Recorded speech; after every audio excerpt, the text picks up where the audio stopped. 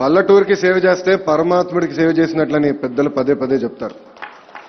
అందుకే నేను మంత్రివర్గంలోకి రావాలని ముఖ్యమంత్రి గారు చెప్పినప్పుడు నా జీవితంలో ఆయన ఏం కోరింది లేదు. ఒకటే ఒకటి కోరాను, పంచాయతీరాజ్ శాఖ నాకు ఇవ్వండి సార్, పల్లెటూరికి సేవ చేయాలన్న కోరిక నాలో ఉందని చెప్తే పంచాయతీరాజ్ శాఖతో పాటు గ్రామీణ అభివృద్ధి, ఐటీ 3 జోడించి ఈ రోజు నన్ను మంత్రి చేసిన మన ముఖ్యమంత్రి గారు కూడా నా కృతజ్ఞతలు. 2014 ఒక్కసారి ఆలోచించండి. 2014లో మన రాష్ట్ర విభజన జరిగినప్పుడు ఎలాంటి పరిస్థితుల్లో విభజన జరిగిందో ఒక్కసారి మీరు ఆలోచించండి.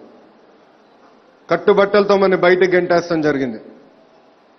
ఆదాయం ఏమో తెలంగాణ రాష్ట్రంలో ఉంది, అప్పులేమో ఆంధ్ర రాష్ట్రంగా వచ్చింది. 1 కాదు 2 కాదు 16,000 కోట్ల లోటు బడ్జెట్తో ఈ రోజు మన రాష్ట్రం ఏర్పాటు చేసుకుంటాం జరిగింది. నిజంగానే నాకు ఆశ్చర్యేసింది. మన ముఖ్యమంత్రి గారు కూడా పదే పదే చెప్పాం, సార్ ఈరోజు మీరు ముఖ్యమంత్రి కిరీటం ముల్లుల కిరీటం, ఇంత లోటు బడ్జెట్ మీరు జీతాలు కట్టుకెళ్తారా అని నేనే స్వయంగా అడుగుతాం జరిగింది. కానీ ఒక్కసారి మిమ్మల్ని ఆలోచించమంటున్నా, ఇక్కడున్న సర్పంచ్ అందరిని ఆలోచించమంటున్నా. 2013లో మీరు గెలిచారు, అవునా కాదా? అందరు పడుకుంటున్నారా? 2013లో మీరు గెలిచారు, అవునా కాదా? కాంగ్రెస్ ప్రభుత్వం 2014 వరకు ఉంది, అవునా కాదా? ఆ సంవత్సరంలో మీకు ఎలాంటి అభివృద్ధి జరిగిందా? గ్రామాల్లో జరిగిందా? జరగలేదు. కానీ 16,000 కోట్ల లోటు బడ్జెట్ ఉంటే ఈ రోజు ఇంత అభివృద్ధి ఎలా జరుగుతుందని ఒక్కసారి మీరు ఆలోచించాలి. పార్టీలో తెలుగుదేశం పార్టీ ప్రధాన కార్యదర్శిగా ఉన్నప్పుడు మన ముఖ్యమంత్రి వర్క్షాప్ పెట్టారు. ఆ వర్క్షాప్లో ఒకటి చెప్పారు, ఒక పదం వాడారు, కన్వర్జెన్స్ అన్నారు. స్టాన్ఫర్డ్లో చదివిన నాకే అర్థం లేదు కన్వర్జెన్స్ ఏంటో. ముఖ్యమంత్రి గారు మళ్ళీ పక్క తీసుకెళ్లి, సార్ ఈ కన్వర్జెన్స్ అంటే ఏంటండి కొంచెం వివరంగా చెప్పండి అంటే అప్పుడు చెప్పారు, ఉపాధి హామీ పథకం కింద వచ్చిన డబ్బులు, సబ్ ప్లాన్ కింద వచ్చిన నిధులు, అదేవిధంగా 14th ఫైనాన్స్ కమిషన్ కింద వచ్చిన నిధులు, రాష్ట్ర ప్రభుత్వం ఇవ్వాల్సిన నిధులు అన్ని జోడించి కన్వర్జెన్స్ తీసుకొచ్చి గ్రామాల అభివృద్ధి చేయొచ్చని పదే పదే చెప్పిన ఏకైక వ్యక్తి భారతదేశంలో మన నాయకుడు చంద్రబాబు నాయుడు గారు. క్షమించాలి, మన ముఖ్యమంత్రి చంద్రబాబు నాయుడు గారు. ఇంకా పార్టీలో ఉన్నట్లు భావిస్తున్నా, ఇంకా మంత్రి అన్నట్టు అనిపించలేదు. సో అందుకే అధ్యక్షులు వారు అంటూ ఉంటాను, ఈరోజు ఏ రాష్ట్రంలో చేయని విధంగా ఆయన పాత్రుడి గారి ఆధ్వర్యంలో ఏ రాష్ట్రంలో చేయని విధంగా 10,000 కిలోమీటర్ల సిమెంట్ రోడ్ ఈ రోజు మన ఆంధ్ర రాష్ట్రంలో వేసుకున్నాం. నిన్న కాక మొన్న చిత్తూరు జిల్లాకి వెళ్ళినప్పుడు ఒక గ్రామానికి వెళ్ళా. అక్కడ నేను అడిగా సర్పంచ్ గారిని, ఎన్ని కిలోమీటర్ల రోడ్లు వేశారా మీరు గ్రామంలో? సర్పంచ్ గారు అన్నారు, 2 కిలోమీటర్లు వేసాం సార్ అన్నారు. ఎందుకే మిగతాది పూర్తి చేయలేదంటే ఆయన ఒకటే చెప్పారు, సార్ వేసిన రోడ్లు కూడా మన ప్రభుత్వం వచ్చిన తర్వాతనే, కొంచెం ఓపిక పట్టండి, ఇంకొక సంవత్సరం ఇవ్వండి, తప్పనిసరిగా మా గ్రామంలో ఏ రోడ్లు ఉన్నా అన్ని తప్పనిసరిగా సిమెంట్ రోడ్లు వేస్తానని పదే పదే చెప్తాం జరిగింది. ఈరోజు గ్రామ అభివృద్ధి సర్పంచ్ చేతుల్లో ఉంది, నా చేతుల్లో పెద్ద ఏం లేదు.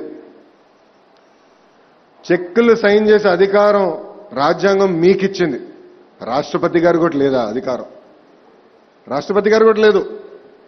సో అధికారం ఇప్పుడు మీ చేతుల్లో ఉండి మనలో ఐక్యత పెరగాలి.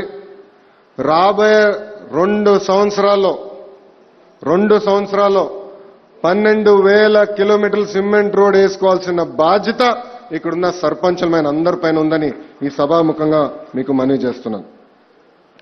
భారతదేశంలో ఆల్రెడీ మనం రోడ్ల విషయంలో నంబర్ 1, మనకన్నా ముందలు ఎవరు లేరు. కానీ నేను మిమ్మల్ని కోరేది, ఈ సంవత్సరం 6,000 కిలోమీటర్లు, రాబోయే సంవత్సరంలో కూడా ఒక 6,000 కిలోమీటర్లు సిమెంట్ రోడ్ వేస్తారని కోరుతున్నా. అదే కాకుండా రోడ్లు వేసిన తర్వాత రోడ్కి అటు ఇటు ఎవెన్యూ ప్లాంట్లు కూడా వేసుకోవాల్సిన అవసరం ఉంది, చెట్లు నాటాల్సిన అవసరం ఉంది. ఆ చెట్లు నాటిన తర్వాత కూడా దానికి పెద్ద ఖరీదైన సిమెంట్ ముక్కలు ఎన్నో అవసరం లేదు కాపాడేదానికి.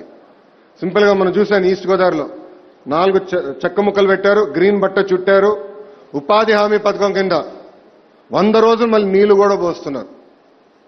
అంటే ఈస్ట్ గోదావరిలో ఒక్క గ్రామం చేసింది 50 ఆంధ్ర రాష్ట్రంలో అన్ని గ్రామాలు చేయాలని, ఈ ఎవెన్యూ ప్లాన్స్ కూడా మీరు జయప్రదం చేయాలని పదే పదే కోరుతున్నాం.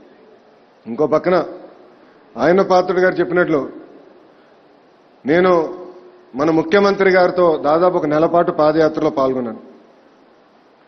నేను ఎప్పుడు ఏ గ్రామంకి వెళ్ళినా చూసేవాడిని. గ్రామంలోకి అడుగుపెట్టే ముందల చెత్త కనపడుతుంది. మళ్ళీ గ్రామం పని పర్వాలేదు ఒక మాదిరిగా ఉంటుంది. మళ్ళీ గ్రామం వీడి ఇంకొక రోడ్లు వెళ్తుంటే మళ్ళీ చెత్త కనపడుతుంది. అట్లా అయితే దోమలు కాకపోతే ఏముంటాయి?